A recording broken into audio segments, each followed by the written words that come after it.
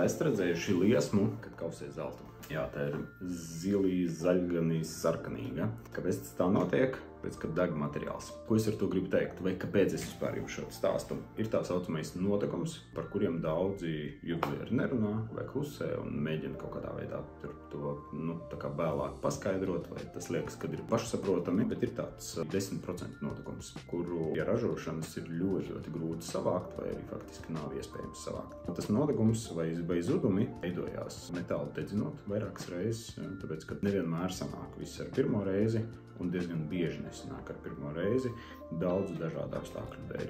Ir daudz lietas, kur, lai arī mēs to mēģinām savākt, ir apstrādes veidi, kuros ir ļoti sarežģīti savākt zelta skaitas vai zelta pulveri, to kaut kādā veidā tad jau attīrīt. Mēs savus klientus vienmēr pabrīdinām par to, ka ir šāds notekums un kādā veidā mēs rēķinām, un cenšamies parādīt arī visas pozīcijas tā, lai visiem ir apmēram skaidrs. Ja jums tikšanās laikā rodas kaut kādi jautājumi, vai arī darba procesā rodas jautājumi, tad mēs esam gatavi atbildēt uz jebkuru šo jautājumu un pamatot, kādēļ tas tā ir. Mēs zinām, ka jūs ne katru dienu saskaraties ar zelta cenu, kaut gan to var redzēt biržā.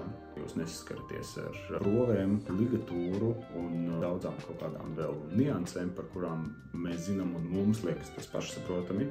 Tāpēc, ja jums ir kaut kādi jautājumi, tad lūdzu jautājiet. Plus, jo vairāk jautājumu no jūsu puses, jo vairāk mēs varēsim pastāstīt tieši to, kas interesē jūs. Tiekamies!